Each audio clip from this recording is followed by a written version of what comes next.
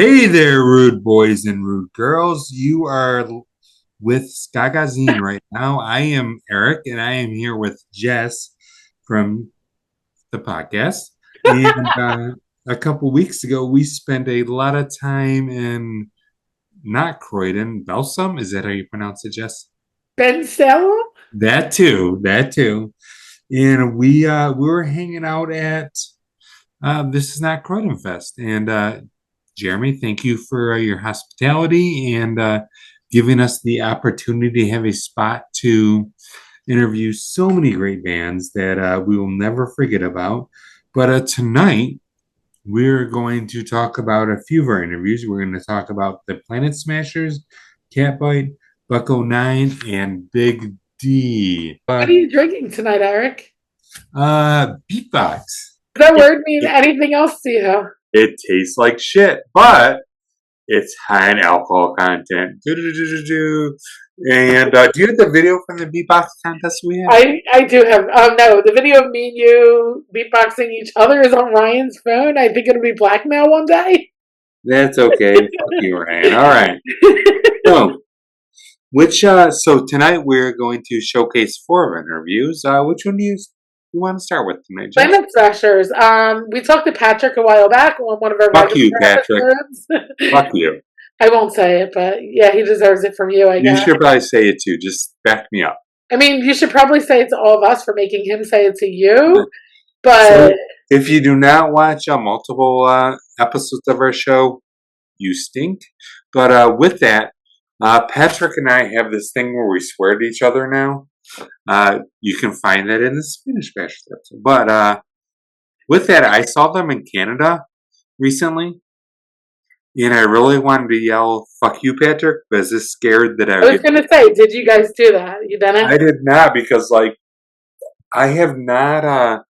I have not seen a crowd move like I have seen the Planet Smashers move. I don't know how long. Like, I went up top. I went to the balcony, and the whole floor was just skanking. Like it was going back and forth, back Oh, and that's forth. fun. It was one of the most Well, amazing. they are from Canada. Where in Canada are they from? Do you know? No, Me no, neither. Gonna have to figure that out.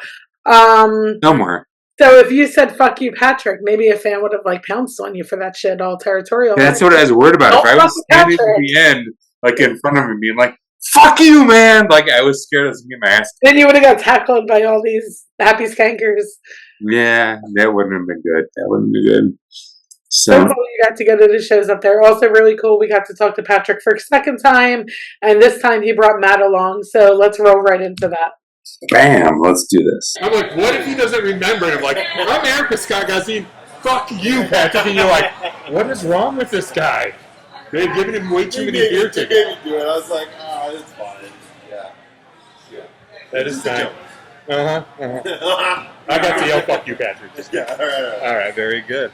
So, you guys are in the U.S. right now, right? We're in the U.S. We are Canadians in the U.S. right now. We are in the U.S. And I feel like, at least my experience, this will be my first time seeing you guys live. Okay. I don't know how I missed you. And I live in Michigan, Okay. so you would think, like, I could just jump. What? We've been over. Yes. Lots of times. I think the last time that we really got busted pretty hard was in St. Andrews opening for Ransom. We made it. Ooh, when was that? 2006. That would have been Our solid. bass player after that, like, we tried to get his immigration fix. Never worked out. But I did finally get my enhanced license. So so you guys have a tour coming up with probably the tour of the year, in my personal opinion. Really? So so why don't we tell our audience who you're playing with? Well, in May, we're playing with Mustard Plug, Big T and the Kids Stable, and Famous Idea from the UK. It's going to be huge. It is. It's going to be really fun. I mean, like, we're all friends already. And I didn't know if the guys from Big D and Mustard Plug knew Famous Idea, but they did. So, like, we're all, and that's going to be fun. It's very cool, you know, that we added Famous Idea. They're one of my favorite bands in the whole. Look, Famous Idea tattoo. Oh, wow. Wow! Like That's that's great. dedication right there. Yeah. Bobble, man. I haven't seen him in years. So we are maybe like 10 years ago we toured them in the UK. 8 years ago. Maybe like 2017? Like 17, I think. Yeah. I don't remember, but we did a run with them about 2 weeks in the UK, just when we first met them, I didn't really know much about them, and they just been doing so well. Yeah. We actually first saw them here. They played here for the last couple years. Yeah. And after that, America's just too expensive to get to this year. Yeah, it's like $5. I mean, for them, it's probably $5,000 for immigration. Yeah. Which is insane for a band. That's just for us, it's about just below 3,000. Really? So it's a little bit cheaper because we can get anything. But it's still. That's still a lot Yeah. for being right I mean, over you it. don't really need to protect American culture in the way that we are, but that's okay. Whoa, whoa, whoa, whoa! I will be following you guys on a couple of those dates. So I'm very excited You're for gonna it. come up? Yeah. All right, good. So I'm going to see you. I'm going to the London and the Ontario shows. Okay, good. The Toronto and the London show. Toronto is going to be so much fun. It's Yep. sold out. It's going to be a lot of good time. There's still tickets in London, but the thing's going to be crazy. It's great. Yeah, London is always amazing. We met some people here today that are coming up for the Montreal show. Skylar from Bring It On. Brunted. Yeah. Is it bringing on a movie? Isn't that like a I movie think I about might have seen it cheerleaders? last night. Yeah, probably It was, the hotel. You were in the hotel, seedy hotel, watching cheerleader movies last Bring It night. On's coming up to Montreal. She's coming up too. So it's really nice. We also got added to a really nice tour in September, but I don't think I'm going to talk about it yet. But it's another Scotch tour. It's not that. It's pretty exciting for us. It's with the plug. It's not announced yet, but it's coming. So it'll be good. And Dylan's band, Syndicate's band. Yeah. Kilograms. Kilograms. Nice. These are on it too. That'll be a good time. Oh, that will be an awesome That's in one. the States. By Michigan. There you go. I happen to live in Michigan. There's two in Michigan. Ooh. I'm revealing too many secrets. Is this a tour you should be talking about? Yeah, what's going on? So when you say to Michigan, what cities do you think it might be?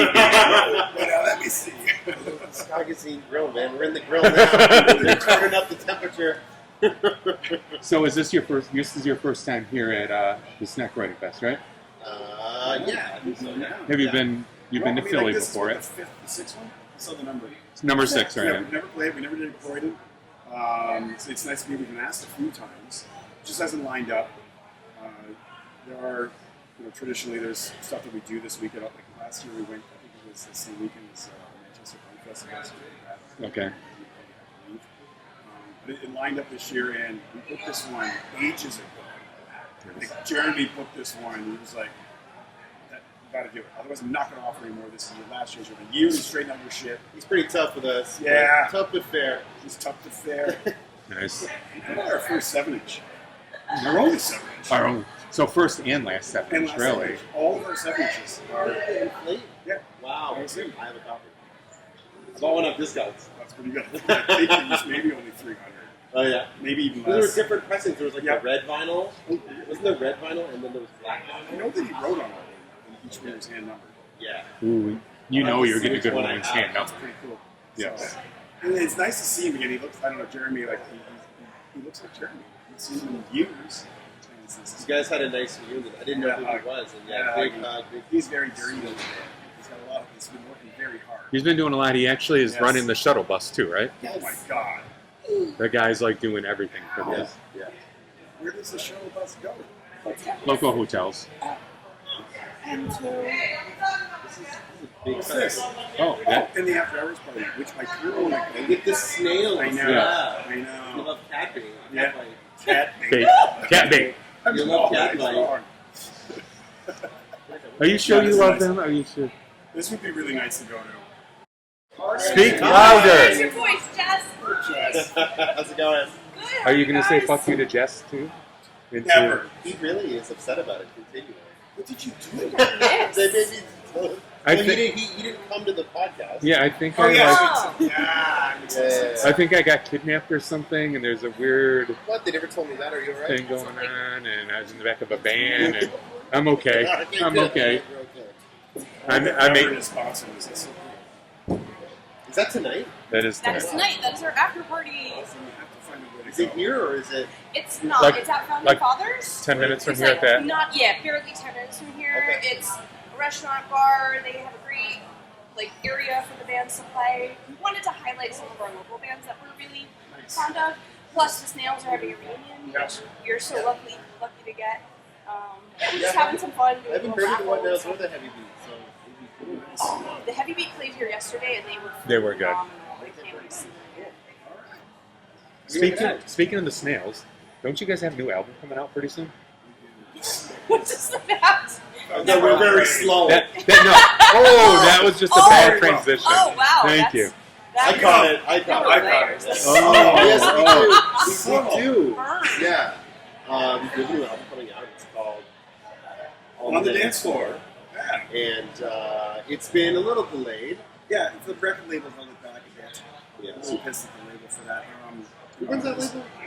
Some guy. Some Was guy. it Jeremy again? Is that what you- It's me. It's Oh!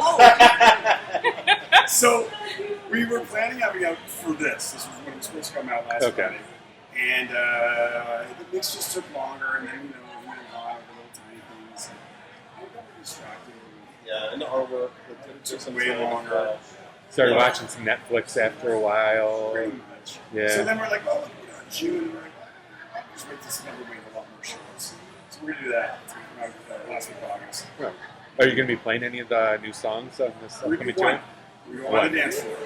Yeah. Meet me on the dance floor. You know, everybody loves new songs that they don't know when they go to concerts. Well, that's what we wanted to play only new songs the whole set. And we Yeah. thought that'd be a great idea. Yeah. And we had a third party who was like, that's a bad idea. Yeah, it was a smart idea for that guy. Yeah. Yeah. No, but we're just gonna do one. But we have it's the catchy one, and it's Good. Yeah. I think it's the new. It's going to be the first single. first. Yeah. Very nice. Very nice. So, have you had a chance to see any of the bands this weekend? We just got No, here. we Well, kinda just got we here. played in front of it 2 days ago. Fair. Bring it on. Nice. Bring it on. So we played Biggie last night. Oh, did you? Where'd you play? Kingston. Oh, nice. We were looking for scenes from Severance because apparently they filmed a lot of Oh wait, what were you about the album? Neville Staples sings on 2 songs. Ooh, nice. We got Ike Charlie from the drummer from the Selector, original Selector. Amazing. He's plays some ballads on the tune and he sings on the song. It's pretty cool. Yeah. It's crazy. Yeah, because we met him when we were in England Yeah. last. Yeah. And by flip, do you know the song "Drinking in L.A"? It's a- Ran Van 3000. Learn it down. Drinking in L.A. I'll just pretend like I She sings do. on a song. She sings on a song. It's pretty cool. Anyway, Very cool. she's the name of that song. So, what have you guys been listening to lately? Today we were listening to, actually, we listened to a little bit of Ben Basili's new album. No. Yeah. Um, How was it? Well, I think it's only 3. Right now, there's like 3 songs Yeah, on We're YouTube. going to talk to him about it tonight. There's a Yeah. nice song called Mountain Road. Very nice. Yeah. Yeah. Cool. And it's like ska jazz. It's really it's great. Yeah, and I think like they have like Big D alum like John Deegan and sax Yeah. on it. And he's fantastic. He just helped us with our homework. So we listened to that, and then we were also listening to a bunch of dancehall, Dance hall really late at kind night. of crazy. We got a little hot. And we shuttled 2 people at the show last night. They got too drunk, and so they couldn't go home. And they were going to get an Uber. I was like, oh, where are you staying? Same hotels. Oh, They came fun. with us, so we got really. Yeah, we just turned up the dance hall. Like, So, English teachers. so all the people over drinking just hang out at your. Yeah, we drive them around. It's pretty Alright. good. Yeah. Scott loves it. They ran away. Yeah, they ran away pretty fast as soon as the doors opened. They're like, okay, we gotta go. That's how my kidnapping happened. Actually, I was at a ska show. A guy with a beard, actually. Well, allegedly. Allegedly with a beard. Anyway, So one of my things I'm always interested to know. yes.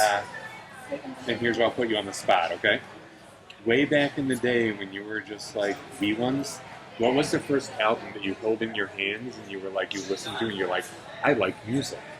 Okay, What this is embarrassing. It was ELO. Oh. With Don't Bring Me Down was on it. I think it's called, it wasn't Xanadu, it was the one before. My brother eventually took that album. Alright. Because he's 4 years older. And he put a firecracker in it and threw it in his vinyl and threw it off. And he said, listen to this, and put on Bodies by the Sex Pistols. Oh. So I put headphones on, he's like, oh my god, this ain't fucking over and over the F word. But I also remember in grade 5 walking to the lunch room, like between whatever when you walk in where you eat lunch as a kid. We were reciting all the lyrics at the beginning of One Step Beyond. So I mean, Nice. I was pushed on this guy at an early age. Nice. My older brother was range pretty much. He was a bit of a ruler of my music development. Nice. Thanks, Dave. Then he got into the Grateful Dead. It got weird. But anyway, Got it. I mean, I feel like I listen to like. Like I remember like New Kids on the Block. So much New Kids on the Block when I was a little kid. I can see that where that would like inspire you to, Scott. Maybe. And yeah, then just I don't know. I remember I got a hold of like a No Doubt record. When that was like, yeah. Pat's original ska band was the Rude Dudes. So the Rude Dudes out of Ottawa, yeah. Actually, my first ska band was Hit and Run. We were terrible, but it was we had songs about E. coli and ruin the walls. Okay. We're really concerned about that. Well, it is this thing. It's serious. Yeah, it's very serious. It was, It's an issue that we should all talk about. Tell us more about the E. coli and waters. It was just a song. I think at the time there was like it was like a big issue in like We had the water brewery. maybe 1997. Yeah, there was sort of a delinquent. Just not. They didn't clean the water store out of the tower. Yeah. It's like the town served the dump. Water breweries. Yeah. It was a big deal. Hey, it was a long time ago, but yeah, that's we were concerned about it as students. I was writing songs about peeing in hell. That's more up what I would understand at that point in time. But it was still a song about bad housing, Yeah, of course. Stretch to there. I would agree. So what is your guilty pleasure album? What is that album you're like, I hope people don't know that like, I love this album with all my heart, but I would be judged for listening to this? I mean, I actually still. ELO. Okay, I got No, I actually love ska music. But anyway, I actually really do love ska music. So, I mean, if I had to get out of that, I mean, like, I'm enjoying camp, which is sort of like, I don't know what you call that, folk. Yeah. Yeah. But I love the whole album. I just really enjoy that because there's the cottage when you're up there and you put that on and you're just sipping drinks. It has the same old school ska feeling in terms of how I feel. Patrick, it's New Kids on the Block still. No, it was a while ago. I had the cassettes. You have you have the posters still up in your bedroom of Donnie and House of Pain. Jump around. I loved that album, by the way, back in the day. Earlier on the way down to Disney, we heard the kids that wore the pants back. Crisscross. Yeah. Yep. Yeah, Crisscross. Yeah. I don't know. I think I have one. I just kind of listen to like '90s radio sometimes. It's or like grunge stuff. Yeah, grungy stuff. Put that on. I'm in the wood shop, and There's some good surf going on sometimes. that's true. We were listening to Shadowy Men from the Shadowy Planet today. Oh, yeah. 5 Canadians, 6 Americans. It's a good song. 5 Canadians, 6 Americans. So, do you know how I know them? Shadow, and I don't know them personally, but I have seen Shadow Man from the Shadowy Planet when I was like a younger person, like 20 years ago or so, because they did the theme song for my favorite fucking TV show, Nothing Beats Kids in the Hall. That's I love how that show. they got big in Canada. Yeah. And nowadays, though, like, so I try to introduce people to this TV show, and I'm like, look, and everyone's like, yeah, I don't know about this. It didn't survive the test of time because at the time they were so pivotal in terms of we're talking about gay, lesbian, and all that stuff. And they were so abruptly open with And now people see those skits like running faggot, and people are like, I don't know about this, man. Yeah. So I mean, they were playing with the stereotypes that were at that time considered okay within the community or whatever. Yes. Yeah, they're like pushing things that are taboo, pushing that and making the taboo bad, so you felt like an asshole. Yes. You would never say that kind of stuff. So it was pretty good. But I think if I watched it now, I'd be like, kind of like watching The Breakfast Club. Yeah, There's some moments once you where you're age. like, Yeah. They didn't say that. That's not in the movie. Yeah. I was watching. I was watching something about Mary. Yeah, it's pretty bad too. It's so bad. I do the same thing with Heathers. Like there's scenes in Heathers where you're like, watch, like, oh, yeah, that doesn't work anymore. No, that doesn't. No. And it's interesting. You know, I mean, like, what will it be 10, 15 years from now? Yeah. What words going to be the? Well, you said that back then. That's hilarious. It's so bad. I can't believe you said that. Yeah. But What do you think it will be? I don't actually know. Darn it. I'm not too sure. We want to do an interview in like 15 years from now, so. I mean, I'm hoping it's not something. I mean, Yeah. I hope you guys can still live this. Sure. I might be dead in 50 years. yeah. Well, when we break it, big, the next record, Yeah. Right. you know, like maybe. Thank you. See you next Thank week. you. Next week. Anyway, yeah, no, but I mean, I like where we're at. I like where I especially like how Scott's pushing the genre, the cause, or what I think is the cause. You know, the subculture is pretty firmly set. Yeah. A nice fight against the mainstream, which we didn't have. I mean, like, it was tricky during COVID. You know, like I conformed with government. That's weird. Yes. You know, When Jello Biafra was like, get your vaccines and Yeah. listen to the government. You know there's a weird world going It's a on. weird thing, and you know, we were playing song like this song could actually be it's pretty much anti-vaccine, but it's not. But we could see it as such, and I'm kind of glad we're out of that and we're back to being a minority. Yeah. Well, where can our audience hear you guys at? Where can they learn more Croydon information? Fest. What? Croydon Fest. Well, okay, if they're not here, If they're not here, well, I mean, you go on the streaming sites and play some music, like on Spotify. On Spotify. Thank you. Wow. Go to Bandcamp. That's where always go to Bandcamp Yeah. if you can, because that's where the bands make way more money. Yeah. I mean, it's like 90% of the revenue will go to the artists. Yeah. You know, versus like I don't know, pennies. So it's pretty good. Go to Bandcamp. Yeah. But other than that, I mean, like we're playing a bunch of shows coming up. We're doing some nice festivals in Canada. We're with a band called The Interrupters. I've heard of them. no shit. When are you It's playing? Streetlight. So we're doing. I think they're only doing. Is this what you weren't supposed to tell us? That No, it no, just this came was out? announced. So Okay. It's okay. We're doing Okay. a festival in Quebec called Music for Cancer. Oh yeah. It's against cancer. Okay, okay. It's okay. Yeah. The music is for cancer. The guy's done a The great Pro job. Cancer You know, Fest. he's been running for about 12 years now. He's an independent promoter, and he just built this festival. And he donates tons of money for cancer research. But that show we're doing with them, it's Interrupters, Smashers, a bunch of other cool bands. Then we go to Quebec City to play a festival the same weekend with Interrupters, but also Streetlight. Nice. Oh, that is huge. Yeah, it'd be really good. And then we do this thing with Mustard Blood in September. We got shows in October. We're doing the Halloween shows with Big D down in Boston. We're trying to make it work out. Nice. And then we have more shows in November. We're going out west to Canada, doing some shows there. Our plans to go back to California. It's not like crazy busy. It's not like Suicide Machines with Less Than Jake busy. Fair. You know, I mean, like That's busy. That's that busy. tours. I mean, like, Yeah. I saw that and I was like, I was trying to grab for a cane. Where's my crutch? Yeah. I have to go lie down. Good for them, man. Yeah. It's awesome what they're doing. But yeah, we're doing it for us. It's pretty busy. Oh, that is awesome. It's good. All right. Well, thank you, gentlemen, for coming on. Do you want to swear at me again? If you can? No. Are you sure? I'm friends with you, Oh, man. all right. All When right. you're gone, he's going to walk over there and he's going to say, fuck. Yeah, he's gonna be like, is it still on? Fuck you, Eric. It's the last time we play this thing.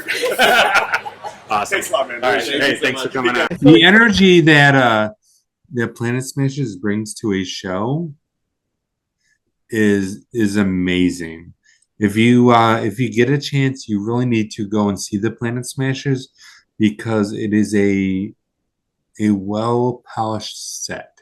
Like this is my first time seeing the Planet Smashers. I don't know how I've missed them all these times, but if you want to talk about a band that just brings their energy in and brings the whole crowd in, you should probably go see them. I like to say they are the party band because you're partying, you're having Literally. yeah, absolute party band. And we were all there to party and have fun. Speaking of partying, Catbite.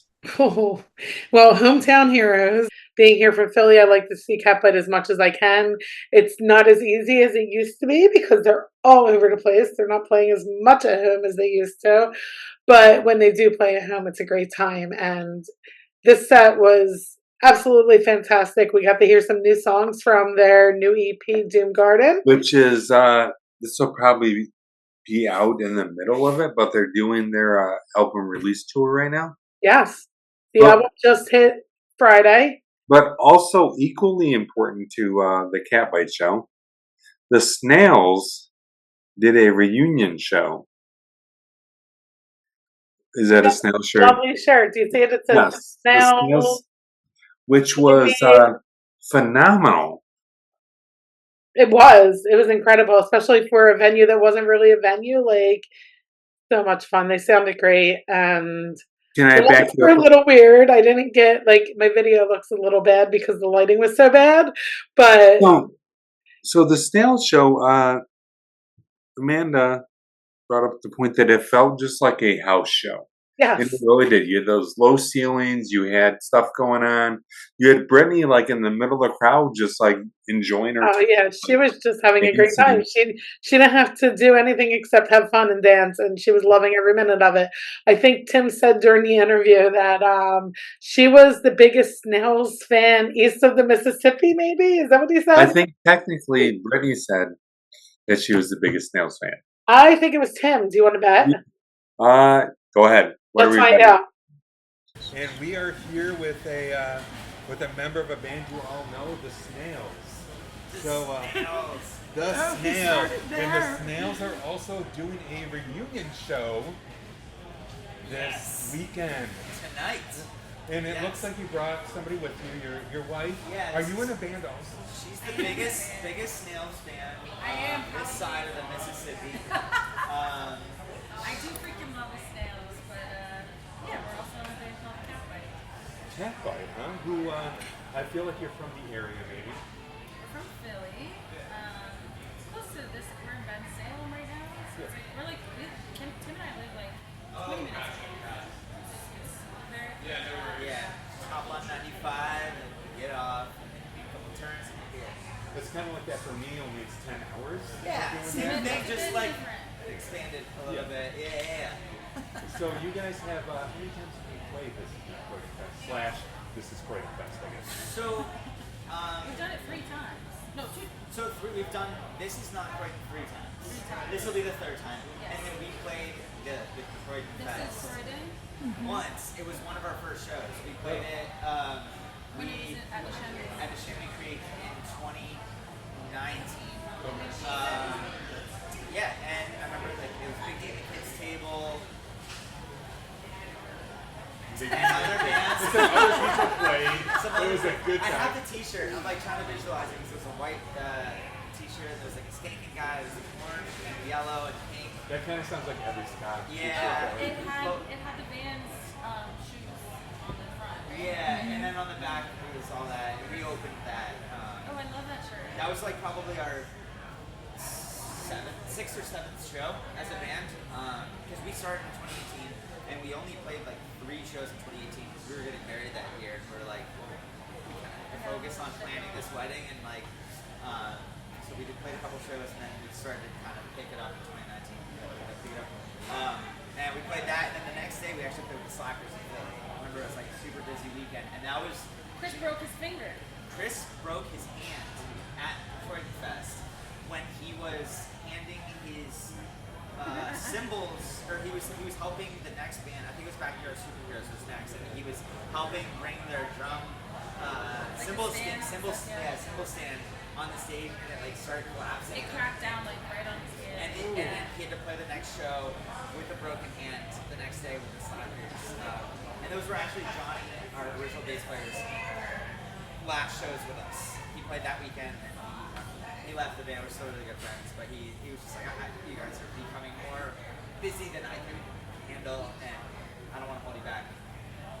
Respect to that. Like, it's really cool. That he's a kid now. It's crazy. Little Johnny Nick. So over the course of your years of Croydon, Yeah. This Is Not Croydon, Yeah. what are some of your most memorable sets that you saw? Who were some bands that you got a chance to see at Croydon? I really like seeing Sonic Boom 6 last year. Yeah, it was amazing. That was the first time. I think it's the first time. It was the first time I ever got to see them live. They were amazing. They're also just the sweetest people ever. We were talking to them for probably like 3 hours after the show, just right in this room. We were like, they played their set, and then like the festival was over. People were gone. There was just only a handful of us here. Just like just shooting shit with them for like 2-3 hours. They're just so fucking nice, so cool, very sweet. And yeah, that's definitely one that comes to mind. And famous idea. Yeah. Well, I got to show off my famous ideas. Let's Oh, go. sick. They're great. We're playing a show with them in London. Right? They're on the London show, right? Yeah, we're playing with them in London in a couple months. In June? In June. Okay, I am. July. So I live in Detroit, the Yeah. Detroit area. Yeah. So It's we're right going. by London. Yeah, we're going over for. It is, and actually, you guys will be in Detroit in a couple weeks. We will. Yes. I am excited. But we're going over to see them. They're playing mid-May. They're playing with what are they playing with again? We were just Planet talking. Smashers. Planet Smashers. So we just Mustard talked Mustard Plug No shit. Big Day. and Big D. That's awesome. In Famous Idea. In Detroit. No, Or Canada. In Canada, okay. Famous Idea can't make it Same to potato. America this year. So. Damn.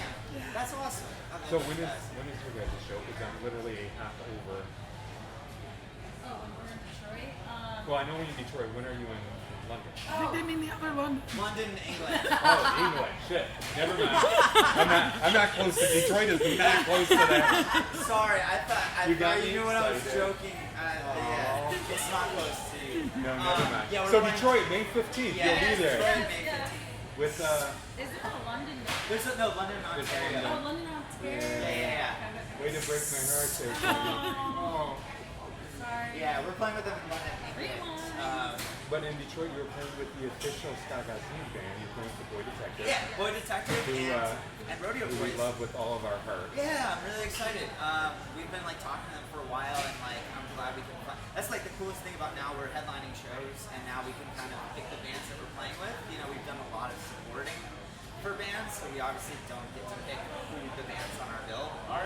So that's what I'm really looking forward to. We're doing these 8 record release shows, East Coast and Midwest, and each, we have a direct support band for each leg, and then we're playing with our local friends in every city. So Detroit, the Sanctuary, Yeah. right? Yeah. With, You yeah, got with, so that's gonna be very fun. It's cool. It'll be our first headline show in Detroit. Yeah, or Hamstring. Hamtramck in Detroit, kind of Yeah, like. potato. Yeah, exactly. So speaking of the new album, Yeah. you want to tell us about the new album? It's good. It's good. It's really good. All right, you guys heard Highly it here recommend first. it. It's good.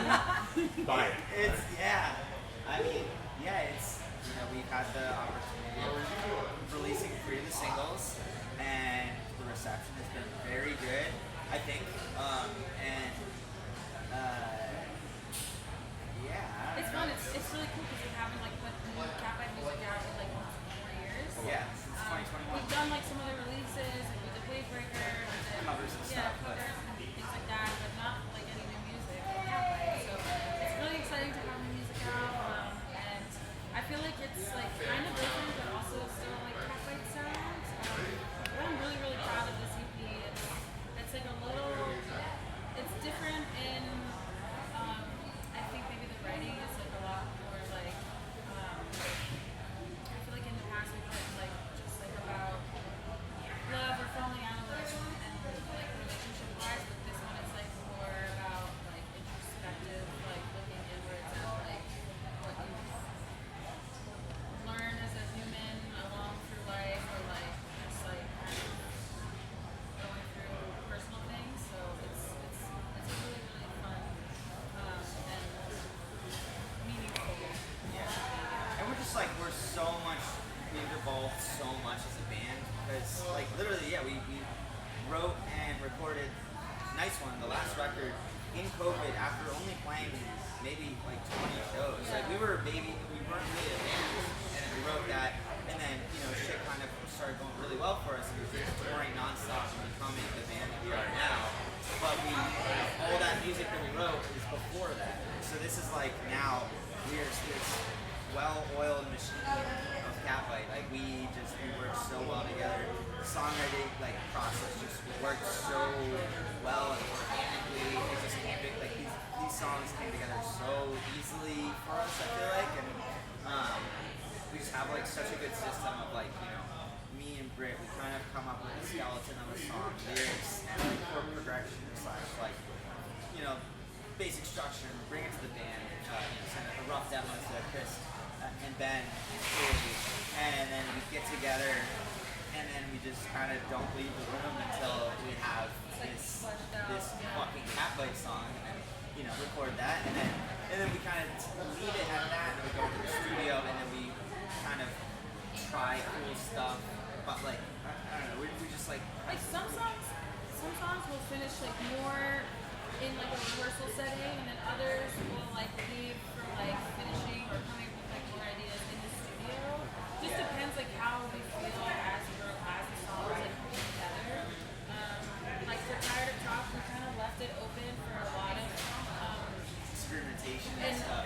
production-wise in the studio, which is cool because we've never really done that before. So I feel like this EP is like a lot of like new things for us that we're just really excited about. Yeah. Well, I know the ska world is very excited to hear this album and is ready for it. Hell yeah. So if you talk to any like ska podcaster or anybody who's really ska booking their life, they will say that like if a band is going to break out of like and make it somewhat into like the big world kind of scenario, it's going to be you guys. So Hope so. I mean, yeah. I mean, we asked that question. what? We asked that question, and that's the answer we got. We can't hear you, Jess. That's really cool. I mean, that's fucking awesome. We're just sort of really having a good time, and it's fun, and I want it to stay fun for as long as possible. Yeah.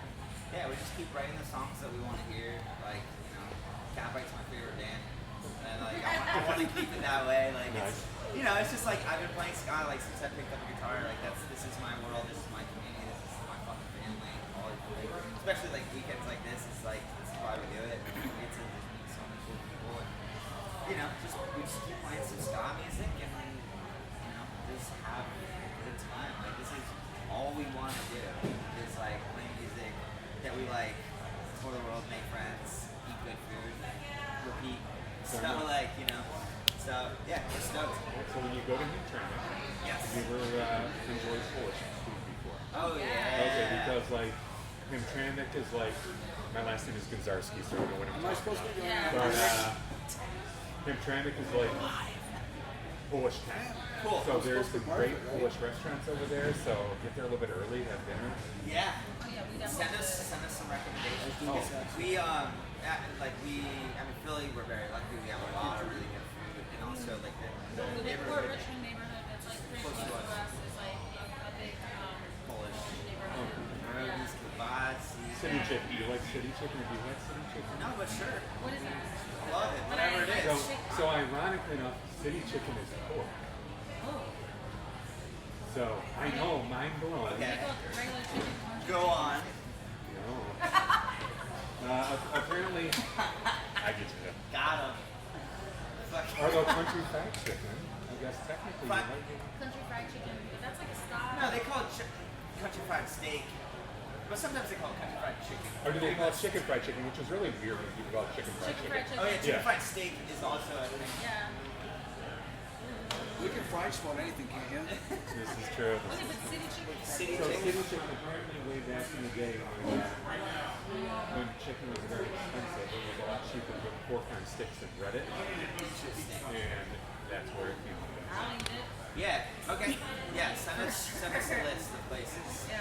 Preferably close by to. It is. They're next all area. like they're within walking distance. of your That's restaurant. perfect. Yeah. They have Let's do any it. vegan options? There are. For Chris. Yes. I mean, you have potato pancakes with Okay. Sometimes or pierogies with eggs. yeah. Yeah. And there's Probably. cheese. And But cheese. sometimes I guess the You can find a good vegan pierogi for him. I'm sure there's a way to do it. I'll just suck the cheese out of it. And I made a vegan burrito. I don't think you'd like that. He would be mad. No, but if you do that, Yeah. when we record this and do it Yeah. every episode, Yeah, they call it the cheese sucking episode. I love it. I love it. I love it. So what are you up to tonight, Sam? Later on, after I'm playing with the Snails. Ooh, tell us a little bit about that. So, Snails reunion. Put her down. We got you too. so this is a band. When I was in high school, I managed this band, and then the second guitar player wasn't going to be in the band anymore. So I was like, I guess I'll learn to play guitar. And I learned to play guitar, and then was in this band for 9 years. And this is what my key to the ska world. Yeah, we were just. It's kind of like it started off kind of ska punky bluesy, then kind of morphed into like trad ska, reggae, and rock steady, kind of like Slackers, Westbound Train, Agrolites. It was my shit for like nine years. Toured all over, and that's how I met so many awesome people and kind of fell in love with the ska community. And and we started kind of drifting away from ska. We changed our name, the whole thing. And I said, all right, I don't want to say it sucks. No, It went from the Snails You'll bleep it out, right? No, it's called the Dull Blue Lights.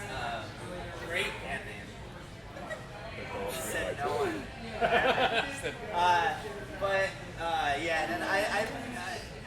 We were just all, everyone kind of hated each other. It was just kind of like, we were in this band for too long. It was like, we started in, being serious in like 2010 through like 2018, which was like the darkest ages of ska. Like, it was at the fucking bottom of the pit of ska popularity.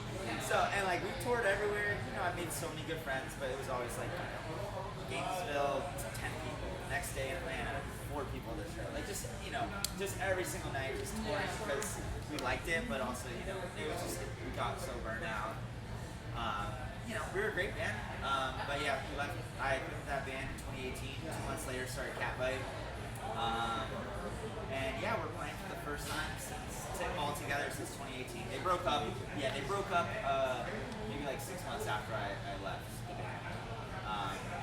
So I'm very excited, and we're playing like the old, like the kind of like the peak ska era, like the very like holy traditional ska, and doing a fun little 20-minute set.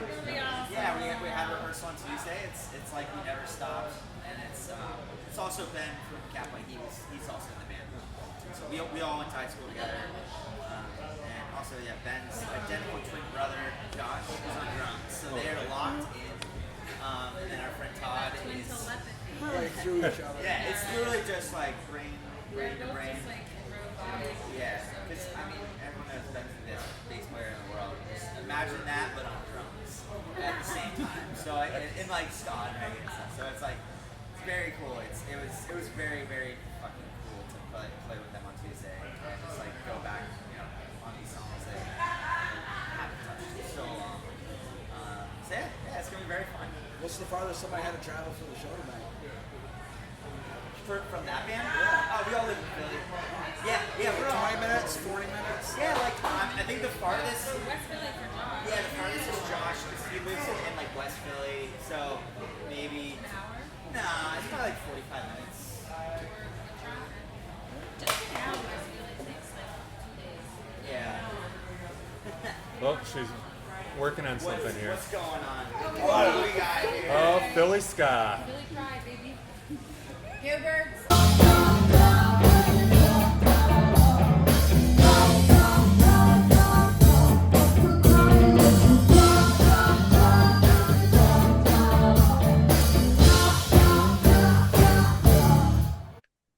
Oh, it was Tim, Eric. Oh, Oh, wait, we didn't even put a wager on this. wait, no. Are you sure?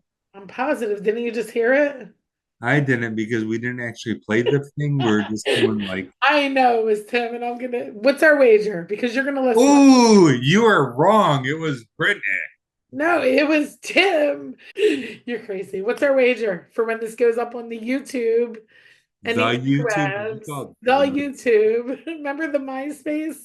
We were talking about that last time. Yeah, Never we were. mind. Speaking of talking about the MySpace, Buck09. You want to go back in time? Is that what you're saying? To some Bucko 9 days? I'm That was saying probably MySpace times, right? it made Last time I saw them. that was such a fun interview for me personally because if you listen to this podcast, you know that I'm from the Detroit area.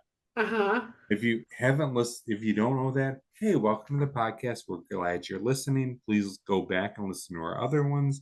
Give us a like, subscribe to our YouTube stuff, all that shit. But it was such a fun interview for me personally because we just like reminisced about the good old days of Detroit and the ska scene.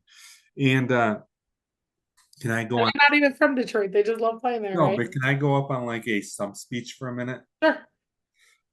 Detroit, even back in like the today, I would say that Detroit, and this might be partial because I'm here, is one of the strongest ska scenes that are out there. And you've experienced it, right? Would I you have. agree? I have, and I get to see it pretty much as an outsider looking in on a regular basis, being in chats with you guys and all. Yeah. And And I wish we had that here. and back in the day, we're talking like late 80s, early 90s.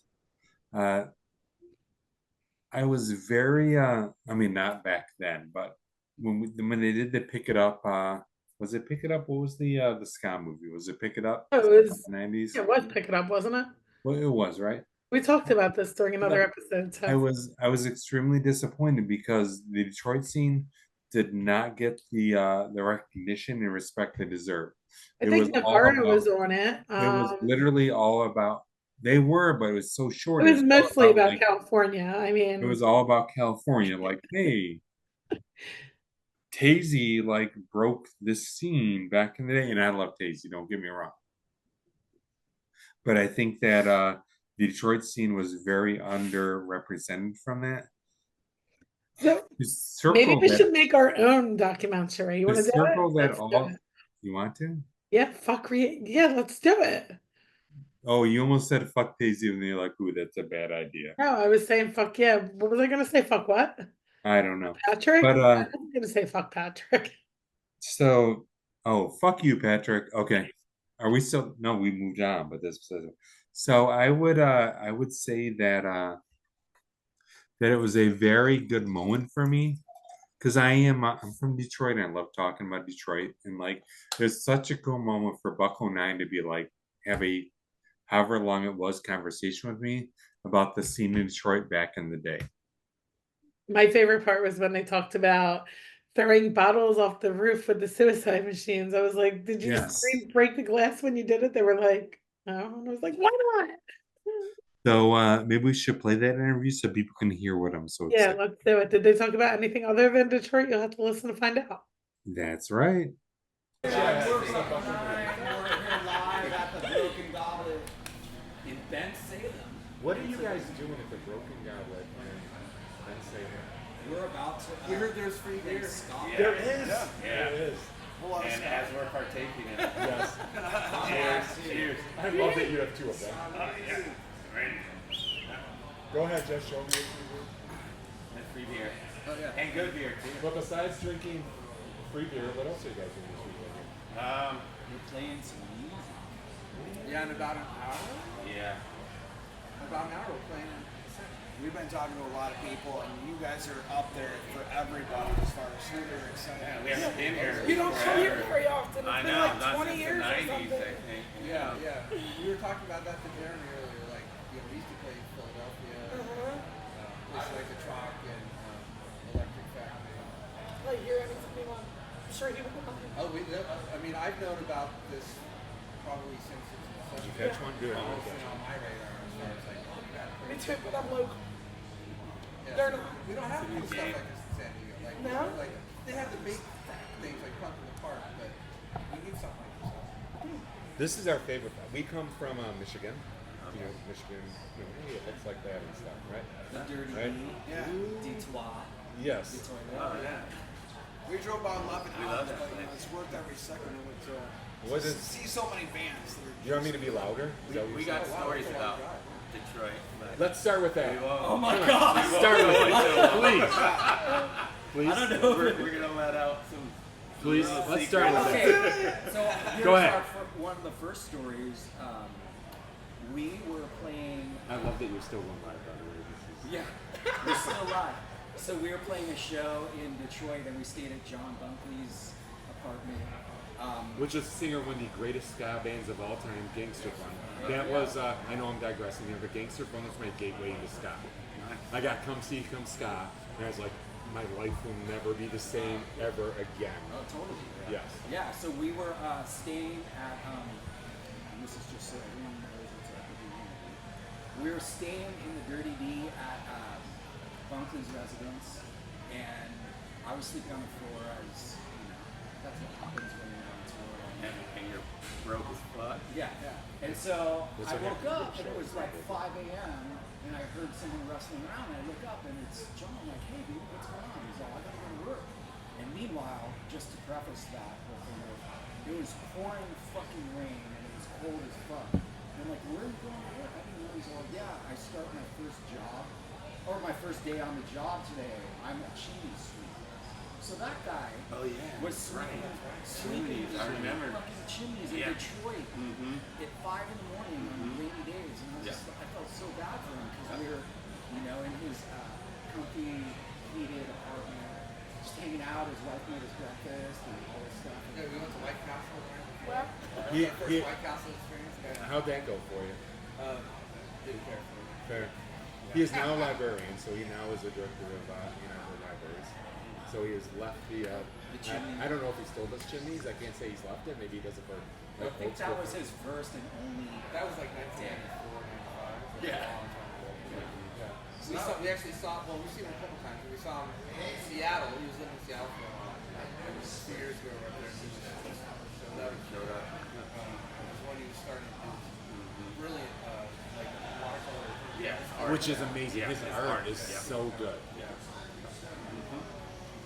If I wasn't broke, I would be buying his art. Our other Detroit story involves a suicide machine. Oh yeah.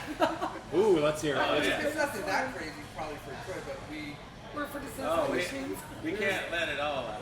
No, we were staying in a hotel and they knew how to get up on the roof of the hotel. Oh. And so we got up on the roof and we were throwing bottles off the roof. Yeah, we were drinking and throwing bottles off the roof. Cause they Did said, you sing Break the it was like a abandoned hotel that they would barbecue up there too, right? He said they had throwing barbecue parties up there. It was like this weird staircase, only for And you had to like climb up, service and access. on the roof drinking and throwing bottles at the other abandoned buildings. The '90s were good days for ska. Well, yeah, we used to stay at Royce's house when we were on tour, and not with them, but he's like, yeah, stay with our pad. So we'd roll up there with our RV, and he would throw these, or our van, and he'd throw these parties. 40 boat parties. Yeah, 40 boats. They So- roll with cases of 40 boats in the basement, and we just fucking ripped out of our minds. Yeah. It was fun. And other things happen. other things happen. We won't go into those. Yeah. But you can use Can that be our Patreon episode? You guys are doing draw pictures of it and shit for everybody. Well, I think the first time Mama we played San. Detroit, That was her house. Mama San. Oh yeah. Did you guys ever play the Falcon Club? Do you remember the Falcon Oh Club? yeah, we that's did. what I was going to say. I think our first that time in is Detroit, we played the Falcon. worst club in America. But it was also the ska club of Yeah. fucking Yeah, Michigan. It was we the played there with the nastiest suicide club. machines, and someone let off pepper spray during. That seems that checks. Yeah, and it was like cleared the place out. Not that there were many people there, but it was. Yeah, that's the second time we experienced pepper spray. It's crazy to me. I grew up in Detroit, so to see the bands that I saw in the Falcon Club and now they're playing Every time the we bigger shows. used to go there, we're like, oh god, that's a nasty place. And here we go again. We're playing it again. It's like a basement show, but it's not a basement. So nasty. Then when we started playing St. Andrews and Shelter, Shelter, we felt like we graduated. because you did. Yeah, we've got a lot of Detroit stories. What else you got? This is like a trip down memory lane. This is great. Sure. How about when me being completely naive about the Detroit? You picked up a prostitute. And a date. Close. Okay. So I decided I was hungry, and I think we were playing the Falcon Club. And so, bear in mind at the time I had really long dreadlocks, and also I'm white.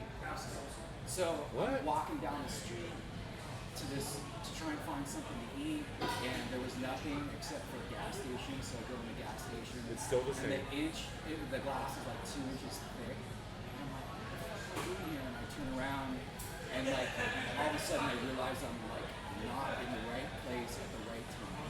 So because there was people kind of checking out like, who's this fucking Sizing you. yeah. So the gas station dude realized that I might be in trouble, and he was like, "Hey, come here," and he like walked me out the back. Really? Because I was gonna get my ass beat, and I was like, "Oh, this is control." So what did that have to do with the prostitute? Was a prostitute going to beat you up? The Because you did prostitute. say you did say a prostitute was in the store. The prostitute. I think She was on the corner. She was in the alley. She was like, "This way, get away this way." Yeah, she In was his in the defense, alley. there were at least 5 prostitutes. It would take that many people. So yeah, the prostitutes were pissed because I didn't pay my bill. So that's why he's all, yeah, dude. It's not this way. He just wanted directions. How much for directions back then? So in Falcon Club, I remember the shows. Like every show had like, "Whoa, pick up the." Okay, I will be louder. I'm Pick so it up, sorry. pick it up, pick it up, pick it up. Nice, thank you. Every Falcon Club show had like 48 bands. Like that was like late 80s, early 90s. There was not a ska show that did not have at least like 10 bands on it. Yeah. Back in the days. I just remember skateboarding in the club. Yeah. Did you? Yeah. Yeah, just goofing around. There was And there was a bar out front, right? Wasn't there a bar? Yeah, there was like a jazz. I was a kid, so I don't remember the bar. There was a bar. I had to go Seemed like a very tough downtown crowd. Detroit to get that. Very tough crowd. The Falcons still. That's Hampshire. No, Falcons long. Oh, bummer. I would like to go back and visit. Is So that we can figure out Hamtramck? Is that what it is? Hamtramck. Yep. I mean, Because and when then we went there, they said it used to be like the Polish district. Yep. But then it was kind of not anymore. Yeah. There is still a couple. Wow, we talked about this Catbite a little bit ago. If you come back to Detroit, there's still in Hamtramck some very good Polish restaurants in there. So we'll have pierogies together and city chicken and stuffed cabbage and. We did play a street fair in Hamtramck once. It was really fun. Like daytime. Nice. When was the last time you guys were in Detroit? I hear you. Okay. that's good. 98. 98. It was a show at St. Andrews. Yeah, it's been a long time. So for our audience here, where are you guys from? We didn't get that far. I started my hometown San and Diego, San Diego. born and raised. I mean, nice. all these guys are in. Oh, way to call them out. Thanks, Dan. Where did you implant from? Detroit. Well, I was born in actually not Canada. far from Detroit. Canada. He's from I was born in Canada. Ottawa and lived in London. So back in the 90s, that was Michigan. We kind of morphed together until 9/11. Ray had to It give used us to be the 51st state. citizenship. I remember when But no, LA It was rite of passage. You turned 19 when you were in Michigan. You were like, oh, fuck yes. I'm going to Canada. Yep. And that was when you go over the border and just be like, what are you doing? I'm going to the bars. I'm 19. Well, when we immigrated to LA when I was a kid, we went through Detroit. I think we had our car transported. I remember going to Detroit as a kid because we lived in London, which is right over. Yeah. But I remember going there as a kid to do some shit. You can put it on the table. It's It's all okay. San Diego for a long time. The London International or Invitational Soccer. Do you want to tell them to be louder too, or is it just me? Pick it up! Pick it up. Pick it up. Yeah. So, who are you guys most excited to see and play with this weekend? Way to bring it back. Way to bring it back into the interview. I like that. Planet Smashers. I've never going on seen now? them. Yeah, they're going on. I've never. What time are they going on? I don't think I've seen them. all right, we gotta go. And also, We love Detroit. Let's get that fuck out of and here. also Stubborn All Stars. I mean, shit, I've never seen them. They're like this legendary band. I have not seen them. I've always wanted to see. I've heard a couple of their songs. And it's like, this is pretty fucking tight. I love it. Yeah, unfortunately, we leaving tomorrow, so we won't get home back. Yeah. Yeah. And then we were supposed to come last night, but it took us 13 and a half hours. Oh, yeah, to you get have there. to lie, right? Because Yeah, our 'cause flights. we thought we could get here in time to see borrow Traders players and the rest of the night. At least we Detroit can see that band. stuff. So we can talk about our dirty stories. That's right. Yeah, Jay knows a lot of info that we didn't go into. Yeah. Our combined. So I will let you know. So we have. Can I share the? You look so fucking concerned. I don't want your. What do you want? I I'm telling a story. I was just so We're live. Hi everybody. Hi. So we used to keep track of. So I'm from Go ahead, Detroit, tell- obviously. Ryan, Michigan, born and raised, right? Yeah, absolutely. Philly. Central Michigan. I would do like the Fresh Prince song for I you, was but I don't know adopted it. by Michigan Ska. But when we started our podcast, we would keep track of every band because every episode somebody brought up Jay Navarro.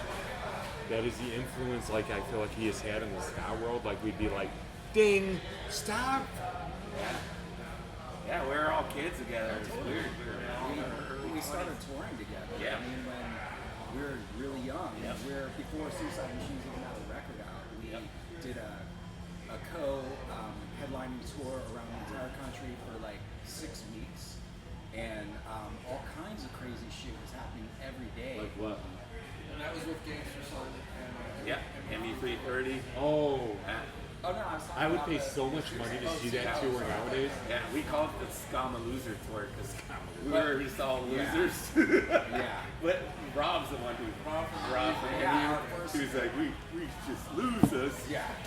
No, our first 3 tours were Scamaloza tour. Scamaloza tour with Gangster Fun and ME330. Then we went on tour with Agent Orange for like 5 or 6 weeks, and that was huge for us. How old were you guys back then? I was 25. So that was just a good time seeing the country with my parents. Yeah. And then the next tour we did was pretty much the same tour we did with Agent Orange, but with the Suicide Machines.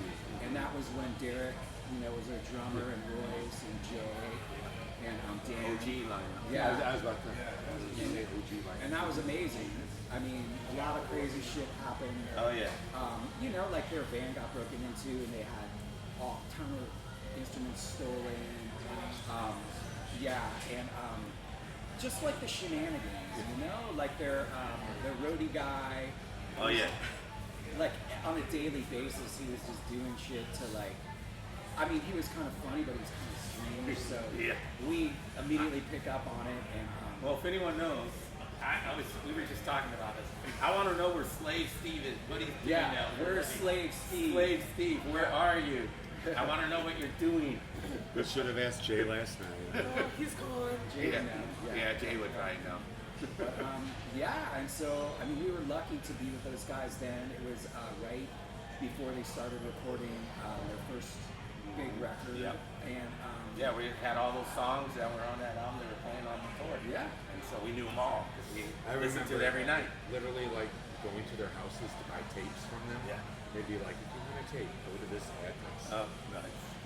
but one thing about, so if we're going to get into crazy shit, one thing, and Royce, you won't care, I don't think. Nothing. But, Maybe He's a lawyer now, we heard. yeah. He is. He actually is. He's still in the Detroit area, and he is a lawyer. So he had this incredible ability to drop a deuce on a fucking moment's notice. On command. So This is not the.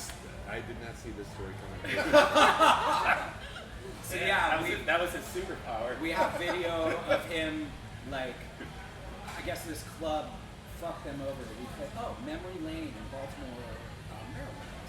Somehow they got pissed because I think the club didn't pay them. They barely paid us. And there wasn't a lot of people at the show. So afterwards, when we were loading out, I look on the stage, and Royce is squatting down, dropping a deuce on the stage, and that got left for several days because the club wasn't open on Monday or Tuesday. Literally. Good on you, right? Heroic. So that's just the mild part of it. I mean, that's the most mild part of all the shenanigans. Like, it gets crazy from there. So on just our, another day at the office. yeah, on our normal podcast, I do a segment called Shenanigans, where I'm like, tell me a fun tour story. Like you guys have like, this could be the best episode. This could be like the best stuff. Would you agree? I hope this statute of limitations. Yeah. It probably Public has. certification. When We'll ask I Ryan. think they're rolled. Dude, I'm gonna call his office When and be like, bands- hey dude, remember when you pooped in Baltimore on the stage, man? When bands would do us, when the clubs would do us wrong, I would do shit too to get back. Yeah. Oh Oh yeah. yeah. Like what? Stupid I would shit that we probably take something, or I fucking one time I we took got a fucking banned from Pittsburgh because of me. We were banned from Pittsburgh for like from The whole city. Yeah. From playing. from playing shows because Did you there was poop? some stunt that we pulled. What was the stunt? Well, it had Yeah. to Legally- Yeah. Oh, no, I can. Oh, it's done now. Yeah, it's like, But the cops showed up oh yeah. and they were questioning the hell out of it. Yeah, we're like, just played dumb. No, wasn't me. Wasn't me. But But it was you. it was. Oh.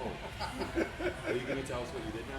I mean, Oh yeah, it wasn't that bad. It's all. I'm like, oh, they're just being fucking assholes, dicks. They were being lame to the security towards- to the- being Gestapoist towards To- kids towards- at punk towards shows. I don't kids. believe it. I don't So I was like, fuck this place. So I was walking backstage and I saw a pile of syrups.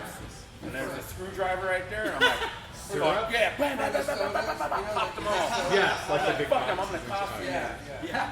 Yeah, because they're fucking being assholes. So I'm gonna cost the club. Pop them all. Yeah. And there's a whole pallet of them. I And I'm like, think- they're being dicks to the kids. I And think was that like, should actually be a fuck off. movement right Yeah. there. Nice. If Pop you're them. dicks to the kids, the syrup is coming out of Yeah. the business. Yeah. And then we got banned. Yeah, we literally. So this story went around and they were like, don't enter Pittsburgh ever Well, fucking again. the cool thing about it was none of us knew that he had done it. Yeah. So when we were being questioned by people, Yeah. we were like, well, we don't know what you're talking about. Yep. We have plausible And then I told him like deniability. the next because we when actually we did left. that. Yeah. Oh yeah, that was neat. And then our road manager was so pissed. God damn it! You almost got arrested. Can you imagine like your felony is like putting a screwdriver into syrup bibs? Yeah. What are you in for? It Fucked was- up some syrup bibs. It wasn't planned, you know. I was so hot, you know. As well you and should. then I was just walking and I said, oh, all right. Boom. Yeah, it was a tour with Face to Face. And, Ooh, that is her favorite band in the whole world. So when Chad was their guitar player, I remember after they played, well, I was watching them play, and afterwards he got off stage and he was super upset. And the reason why, I was like, "What's going on?" And he's like, "Dude, there was some like older man, you know, like basically grinding up against this poor kid and had his arms around this kid from behind, was like physically went dark. assaulting him." And Chad was like yelling at the security guards, like, "Dude, this guy is trying to rape this kid right in front of me." And the security guards were just like, and so yeah, that was part of it. Like, so once we found out about that, and then we were like, this club is fucked.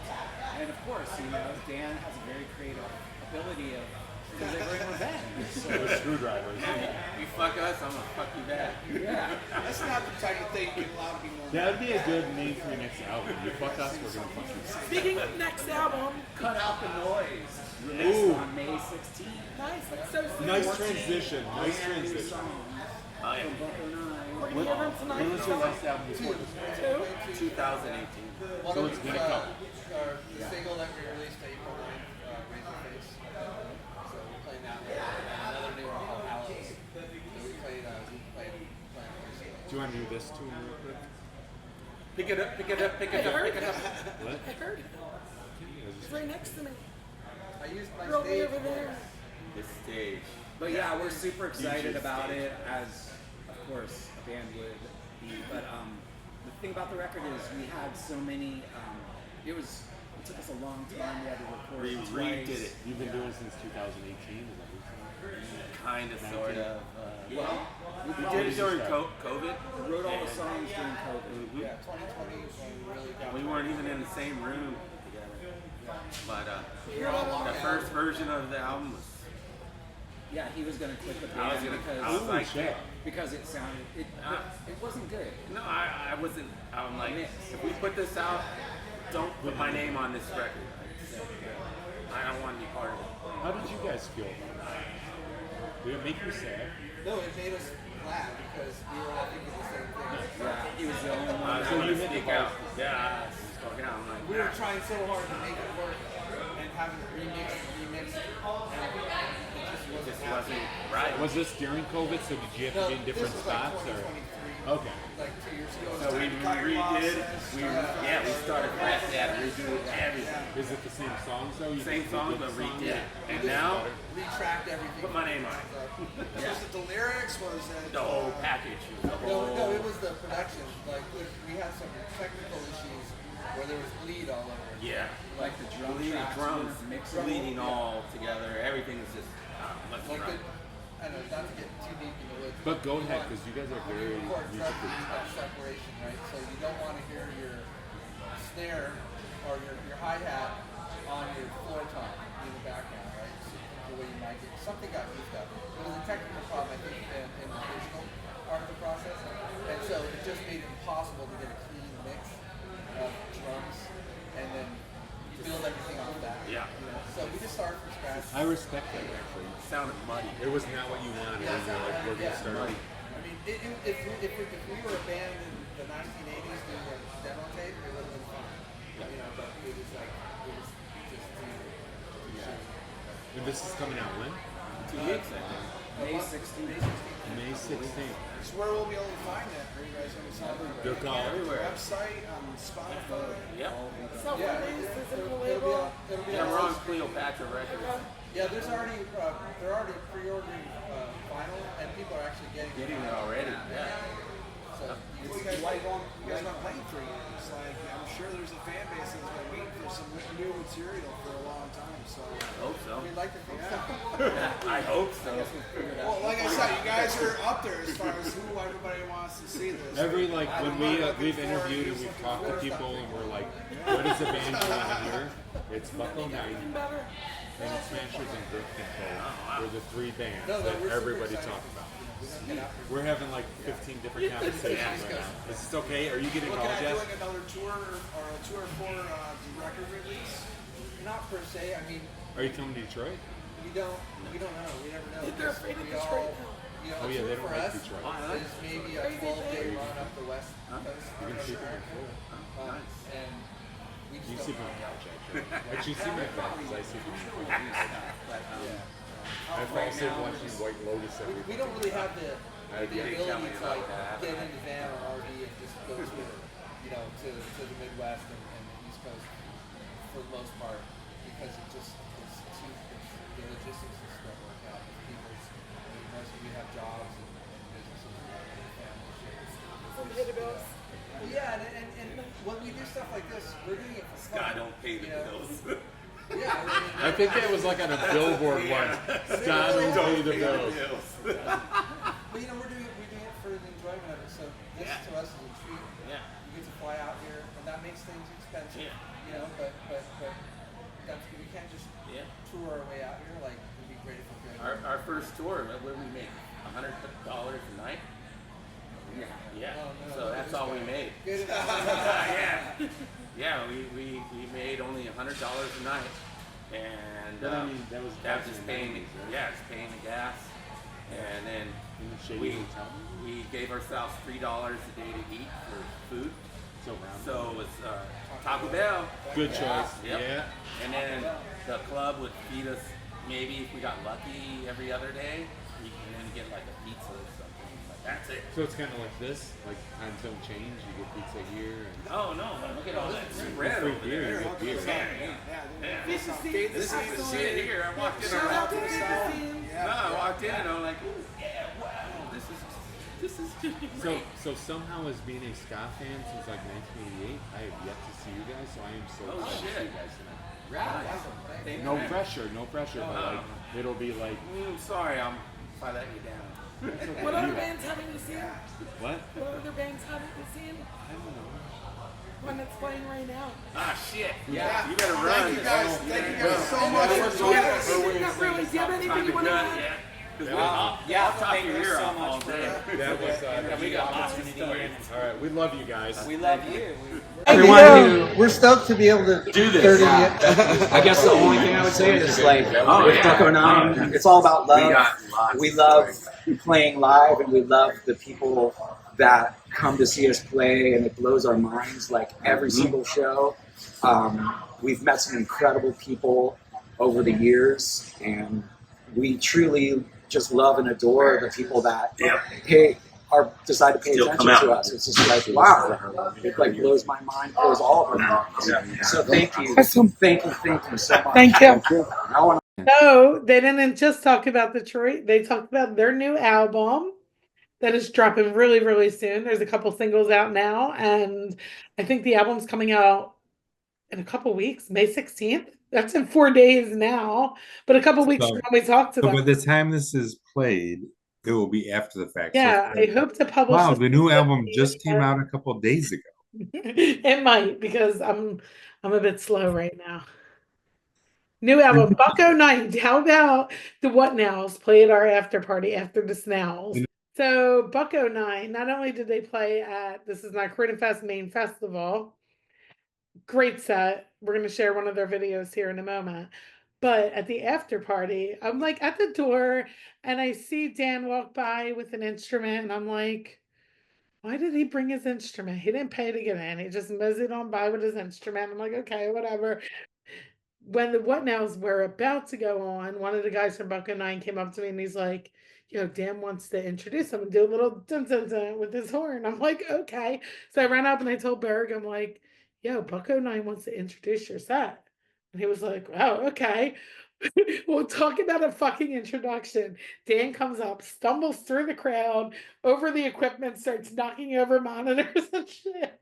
And then he How gets do I up. not remember that? I was sober. I have no idea. He gets up and he plays a song to the best of his ability, Are you being sure as about drunk this? as he was. Do you have video? I have video of this. I'm Are going to you just share it. making this? Okay. I am not pause. making this up. The Show one the that had a video. trombone player who was very drunk and having a great time for their first two songs. Like he didn't even leave after the first song. He just it's like, I'm the new trombone player. It was fucking hilarious. Those guys are wild. Great to meet them. Great to Are you hang out talking about with Bucko them. 9 meanwhile? Bucko 9, they're fucking Yes, wild. they are. If you would have asked me in the 90s if I'd be hanging out drinking with Bucko 9 at some bar restaurant on Street Road in Bensalem, Pennsylvania, I would have looked at you like you were fucking nuts. But man, that was a great night. I'll tell you, Johnson, we have a brand new album coming out in like two or 3 weeks. Yeah. May 16th. Yeah.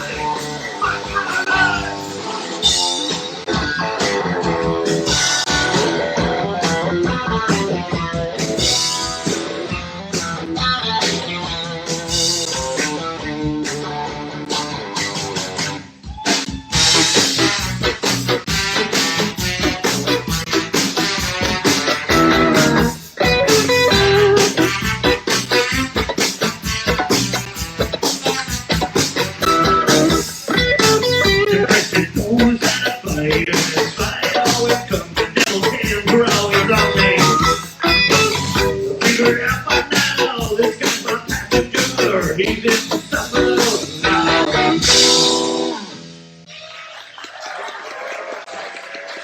What show is this you're talking about Thursday night? It's Boy Detective and Cat O'Neill. Cat O'Neill. For your like dub version of your band. Okay, you'll have to talk to Britt and Tim about that Thursday night. I will see them Thursday, I hope. What's going on Thursday? I'm gonna be at a Catbite with Boy Detective and Rodeo Boys, which is just a very good set. Nice. Yes, can we talk about you for a second? Me? Yeah. Why? What was so how long have you been into like punk rock? I feel like you correct me if I'm wrong. It's probably 8th grade if you want to consider Green Day my initial punk album. It starts punk rock and then it moves to ska typically, right? Oh. So who was your first? I've been in and out of a lot of things. So you said 8th grade. Who was your first punk rock club? It's probably Green Day. Really? Yeah. Green Day. Can I give you my Green Day speech? Go ahead. So, Green Day. How should I put it? There was a point. So we're talking Dookie, right? Nope. No. Nope. What are we talking? We're talking Kerplunk. Okay. So I would agree. Kerplunk is a great album. I also listened to them at Kerplunk. But Green Day. Dookie too, though. Dookie is a great album. You guys can shame me. I like Green Day. Like Green Day was a punk rock icon. They brought punk rock to the forefront of the world, and they're still fucking doing it, and they're still who they are, regardless of the amount of money they make. And Green Day is just a good fucking band. So if it's like we sold out kind of thing, fuck you, they're just good. That's my opinion. Yeah, I mean, Dookie is one of the greatest albums of all fucking time. I love Dookie. My favorite Green Day song is on Dookie. It's called Having a Blast. I also love Kerplunk and Sloppy Hours and all that shit. But the newer Kerplunk stuff was probably my favorite because I thought the cover was so fucking cool. Which one? Oh, Kerplunk it was, yeah. Yeah, the girl with the gun, fucking amazing. We had the opportunity to talk to Ben from Big D and the Kids Table. And I met Ben back in May of 22 at a place called Milk Boy in Philly. I went to see Jay Navarro and the Traders and Big D and the Kids Table, and Brunavit was playing too. I didn't see them that night, and I hadn't known who they were yet. I'll tell you why. Jess was downstairs at the bar drinking too much. By the time she went upstairs, No way. Brunavit was done, and Jay Navarro and the Traders were on. After that set, I don't know what happened. I was like done for. And apparently I was being a little bit too rough in the pit and I got tossed. You? Out of Milk Boy, up. So I asked Ben, I was like, I remember meeting you that night. You remembered meeting me too. I was like, do you remember me getting kicked out? He was like, you did? And I was like, oh, he doesn't remember. That's awesome. Yeah, I am Eric from Skagazine with my co-host Ryan. How's it going, everybody? We're sitting here with Ben Vasily from Big D and the Kids Table. Also though, before we get to Big D, which we'll play later on tonight, you have a solo. Let's hit that first. This coming Friday. It's called Benergy, May 2nd. It's on a record label called Sleepwalk. Tell us a little bit about it. All right, so I have been working on this record for a very long time, and it's kind of my first debut album as a solo artist and band leader, composer, and all of that. And I've got 3 singles out right now. Everything's going really well. It is closer, a little bit different than Big D, or a bit different than Big D, depending on how broad your ska knowledge is. But yeah, it's an instrumental ska, reggae, and jazz record. It does have a couple members of Big D on the record as well, and then a bunch of other friends of mine and stuff. So yeah, everything's going great. So when you said that comes out Friday? It's coming Friday. Okay. Yeah. Where are people buying this? Hopefully from the record label on vinyl. That would be great. That would be like Best the way to best buy way an to album. get it. Yeah. Is there any other way nowadays? I just got the vinyl record sent to my house 2 days ago. It looks fucking awesome. And it also sounds. Yeah, that's the more important thing. you have some people featuring on the circuit, or? Yeah, so it's got the Big D rhythm section, Alex, and Casey, and then I'm playing bass, so wrote all the tunes. And then a longtime friend, trumpet player, Vince Campio's on it. Another friend, Matt Garrison, saxophone player, is on it. Greg Robinson from Mephistopheles. He will be here tomorrow. Yep. He's also on the record. And John Deacon played saxophone and produced the record. And you said it's an all instrumental, right? All instrumental, man. No lyrics, no vocals, nothing. What made you decide that you wanted to? This was. Have you ever played in a band? Me? Yeah. Have you played in a band? I have not. You? We're just It's a fans. lot Why easier. we did it? It's a lot easier without a singer. Those who can play. That's why I did that. No, absolutely not. I'm just kidding. Where's David? Dave is here, and Dave is awesome. That was a joke. No, I am also a jazz musician. Okay. And I love just ska jazz and traditional and instrumental music. So that is always kind of my approach. I've never written a lyric in my life, just melody. So that's what it is. One of my favorite bands is Killer Diller, which is outside of Detroit. Okay. And they put out an all instrumental album. Sure. I love that. Yeah. All right, cool. Yeah, I'll check that out. When did that go? It's probably been like 2 years this whole time, I think. It's great. Yeah, And instrumental ska. Jay from the Slackers actually dubbed the second side of it. So Very cool. I will check that out. Yeah. awesome. And who's in that band? Rick Abbey? Eric Abbey's in that band. Well, there's a great scene in Detroit. You know, a lot of legends. You know, some of them are showcasing here with Jay Navarro and Traders last night. And, I love the scene. You know, we chatted a little bit about where my bed being a late comer to Big D and the kids. You know, you live what you learn. You know, finally I found the Scott family and the Scott community. It's just We have a Michigan ska flag at our Richland right now. we came pretty heavy this weekend. Where are you all from? We're from Detroit, around Detroit. So, I'm from that's here. where- You guys played Blind Pig recently? Blind Pig, and Yep, and then and it was fucking awesome. that was a fun show. One of my favorite things that I still talk about to this day is the fact that after every song, you guys had the audience boo instead of cheer. So like they would play a song and they would go, oh, and everybody would be like, you suck. Oh yeah. We, that was a bit that we did for a little while, but it was like starting to backfire. How so? Because the crowd would do it before we started asking them to do it at the shows. So we were like, we can't really You did do it in September in Philly. I know, and Yeah. then we had to stop doing it. After Because Philly? because word was just getting out to everybody, and it wasn't as fun if we would ask them and they just started doing. So That kind of hurt your feelings if you walk on stage and yeah, I mean, no, it wouldn't hurt my feelings, but it was just out of control. You know what I mean? We were no longer in control. So you're not We were like, okay, no more booing. Yeah, we're just gonna keep playing really well, and you guys are fine. Thank you. You guys have some other shows coming up too, don't you? With Big D? Yeah. Yeah, absolutely. With Yeah, we're Famous playing Ideas? tomorrow night on Long Island, and then we're gonna be in I am Canada. heading to Canada to watch you guys on two of those shows. Oh, cool. That might actually be in my humble opinion, that is probably the show of the year. Sure. The lineup is awesome. Famous Ideas probably my favorite band. There's you guys, there's Mustard Crab, it's Planet Smash. That'd be great. Yeah, 3 out of 5 shows are sold out. There's still tickets left for one. Yes, Yeah. that's the first one. Toronto, so I'm going to London and Toronto this week. And then I think the city is really We're right there, so there's gonna be a lot of showing up tomorrow those ones as well. I had to get my Apparently, enhanced told us license that just to go to this They show. had no problems getting across the border. Okay, good. Yeah. Before we start on stage, right? Yeah, I'm excited for those shows. There's a lot of other people here, and all the other music that I'm going to see this weekend. Who have you been most excited for this weekend? Well, the Planet Smashers are my favorite ska band. Really? But I got to watch their entire set last night when we came to New York. And then I'm excited and curious to see what the Stubborn Oslo, all Stubborn Oslos are going to be like later.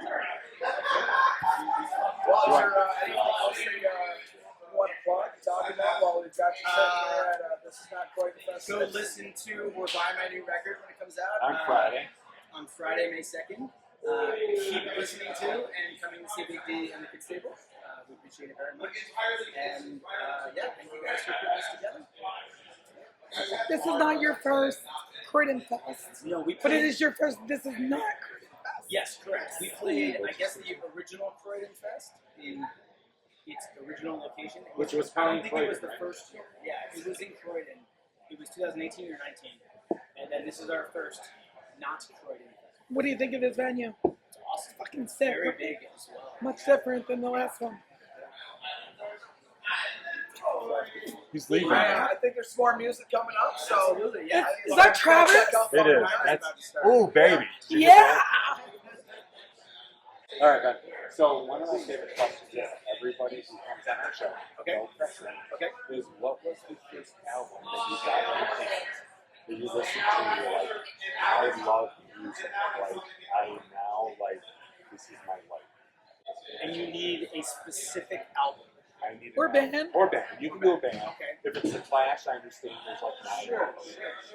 I'm going to answer your question without actually answering your question. All right, Ooh. so the story that happened, and I was in junior high, and my older sister was in high school, and she walked into my bedroom, handed me a stack of CDs, Okay. and she said, What year was this? it would have been, About. yeah, 2000, give or take. Okay. Yeah. And my sister handed me a stack of CDs, and she goes, let me know which ones you like, and I'll burn them. Okay. You guys remember burning CDs? I do. I'm 50. I remember this Okay, very well. so once upon a time, So- we recorded tapes. You know. oh sure, yeah. Put the little tape over the tape. Yeah, so it was in that stack of CDs that I really first got exposed to ska. That was kind of like the moment that I was like, holy shit, the music is awesome. So without actually giving you one band or record, but Name some of them. Like, what was stack in of that CDs, first? yeah, of course, it was like Bouncing Souls, How I Remember Some Education, Mighty Mighty Boston, Face It, Goldfinger, Which is one of the best songs of all time. There was definitely Green Day, Rancid Out from the Woods, like just a whole bunch of like core bands like I got like in that time frame, and I was like, oh, this is fucking great. And then my brother and I just kept diving deeper and deeper into the genre and became more and more obsessed with ska. And here I am today, because they were my own record company. So before Big D, what were you doing? So before Big D, I was a full-time musician, just freelance after college, so like a really long time. Playing any sort of gig that I could take, restaurants, bars, jazz, cover bands, all of that. I try to keep it active. But in 2013, I had an opportunity to tour with the Pilfers, opening for Real Big D. Nice. And it was full US. What year was that? That was 2013. And then it was on that tour that I reconnected and met some of the guys in Big D. Okay. And then shortly after that, they asked me to play local tour with them in 2013. I've been in Big D ever since. So thinking of Big D, and I might be wrong, but I feel like you probably have some very fun tour stories with Big D. And you're smiling, so what brings that smile? What is the tour story that you're like, oh shit, remember that time? And we do this with everybody, so we've heard worse. We've heard some horrific stories. Yeah, but, can I tell you guys a really sweet and warm one? That's Sure. You know what? That would be great. Yeah. we'll let it go. We don't need more stories about drinking alcohol. We need the good stories. Right? So we were on tour. I believe we were in Indonesia. Okay. And we did like a very DIY tour of Southeast Asia. Just like connecting with small punk bands and stuff throughout the area. And the agreement was if they could pay for us to get from the airport to the show and back to the airport, we would go ahead and do it. And so we did this amazing tour. I think it was 2014 or 2015. And it was like wild because we would just get off the plane at the airport, and then kids would pick us up in their cars, and we would go play a DIY punk rock show. Nice. And it was just like, okay, you guys go with them, and we'll go in this car. Like, no English was being spoken. They just, like, looked for white people at the airport, and then they picked us up. And there was even one time we got picked up, and all the instruments went in that band, and all the people went in this band, and we were like, whoa, this is really wild. And the language barrier and everything. And so I remember it very well. Alex and I were in the backseat of an SUV, and there were two kids in the front. And we were like driving on the highway to go to the city, and they were like, they kind of said in like very broken English, like we have to stop. And we're like, all right. And then so we like pulled into a neighborhood, and this kid jumps out of their car, like, and runs into a house. And then like we're sitting in the car, like, all right. And he comes back with a 6-pack of tiny Coca-Colas, like really small. Like the 8-ounce? No, okay, small. Like the kind you would get on an airplane. Okay. And in very broken English, they go, "My brother works at the airport, and we wanted to get you American soda, Oh. which is here in Indonesia." And Alex and I were like, "Wow, yeah, thank you so much. Like, that's an amazing gesture." Also, the guy stole it from his job, so like get us That makes it even sodas. better. So it's like And anarchy. like, you know, they felt like it was so important to give us like an American drink as a hospitality, as a gift, you know, thinking like we would be super excited to have American soda while we were in Indonesia. And it was just a very beautiful story, and like it just put life into perspective. Do you know what I mean? Like, Yeah. like over here you can just get a soda like anywhere. It's not a big deal, and you don't need to steal it from your brother's job just to get soda for a Sure. friend, you know? And it was like a whole like experience for them to have the brother get these sodas from his airline job and then bring it to us and then like give it to the American man. And it's just like really beautiful. So it's the best And I will Coca-Cola never you forget ever had, it. right? It was the best can of Coca-Cola I ever. Isn't that a great story? That Isn't is. that better than just like somebody puking in the van? I feel like that speaks a lot about the scene because, you know, you're trusting your livelihood, your instruments, you know, to go with people that you don't know, but there's so many like honest, you know, well-intended people that, you know, you can do that, you know, but they would still go that extra effort. They were going to risk their job and their livelihood to try to accommodate and make sure that you were happy because you're so grateful. Just for cans of Coke. Just for cans of Coke. You know, that is a That's great. Legitimately in America here, we live in what would be a, we'll say, fucked up time right now. Sure. Without going into that. What is your message for the kids of today? Those young 14 to 16-year-olds who are just like getting into music or are loving music, like in terms of music? What is You my know message what? to them in terms of music You- or in terms of the fucked up world that we live in? you know what? How about both? How about both? Yeah. You did it to yourself. Let's do both. I like always giving myself extra homework. Yeah. I like it. Which one are we doing first there? Let's do the music one. Okay. To the younger generation of music fans, I would say, please keep going to see live music, buying merchandise, and supporting bands. Because, can I curse? Yeah. Go ahead. It is so fucking hard out here, and like, people going to the shows and buying merchandise because it means the world to us, but it also literally just helps us keep going. I can't tell you how many times we've like finally made our way to Cleveland, Ohio, and like we get messages the next day like, "Oh, I couldn't come to the show," or "I didn't know you have a plan." It's like, no. If you love the band, please follow them, check in with them, see when they are playing, and go see them because like it is so hard to be here on the road. The expenses are very different. So yes, music fans and lovers, keep doing it. So I'm going to take like us for a second. Our media side of what we do is called Be the Scene, and we believe that like if you want a scene in your area, you have to be part of that scene. Like you need to show up, you need to buy the merch, you need to fucking dance, you need to hug the band, Bring your friends. bring your friends, Bring your kids. bring your kids. Share with your friends. Bring people who've never been to a ska show. It's all about spreading it and just outlining it. Yeah. So the other one now. Yeah, the other one now was the message to the younger generation in regards to the fucked upness of our country. Yeah. That's so sad, man. You got nothing. No, it's not that I got nothing. It's You want to ponder? I'm gonna have to make it really start. Yeah. Where do I start, but also keep it concise? Sure. Yeah, all right. The message to the younger generation would be to start paying attention. I did not start paying attention to what was going on in our government until like much later than it should have been. Right? I really feel like I didn't start paying attention to like Bernie Sanders came around and started running for president. And I was like, oh shit, like he's actually talking about stuff that like makes sense to me, and I'm like now starting to really pay attention. Because I was just like young and not really paying attention for like a long time. You know, I could vote, but I wasn't paying attention to local politics, which is very important.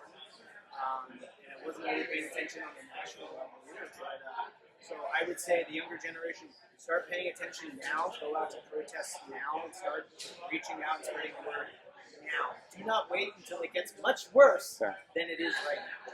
Because with politics, you always just think it doesn't matter until it finally matters.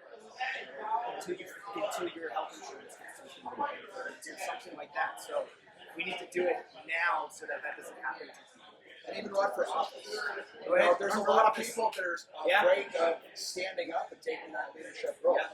You know, I've got a shirt that more punks in politics because punks give a fuck. You know, and we've got Punk Rock Saves Lives here taking swabs, trying to make sure they're doing their part.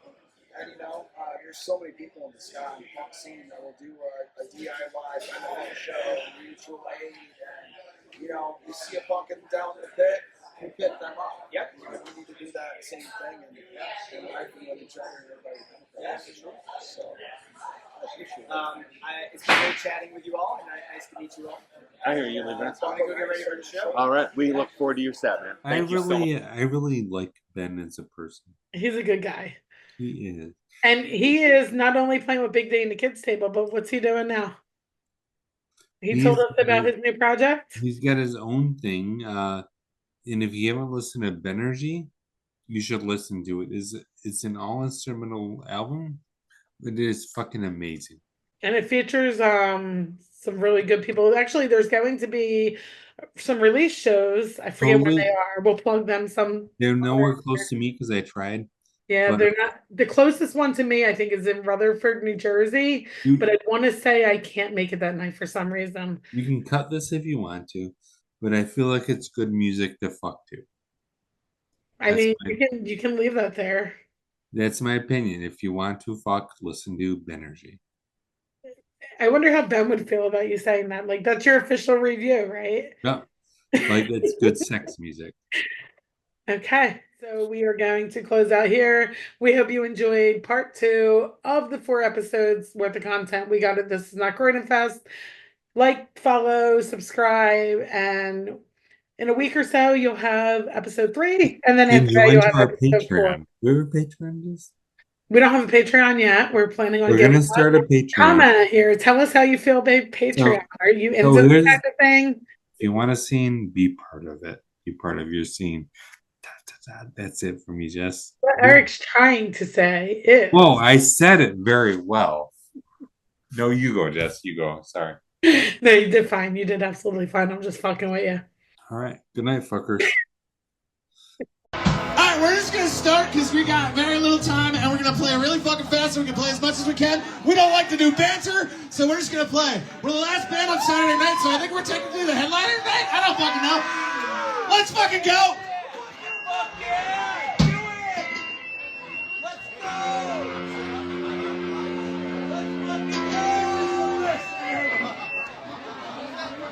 Alright.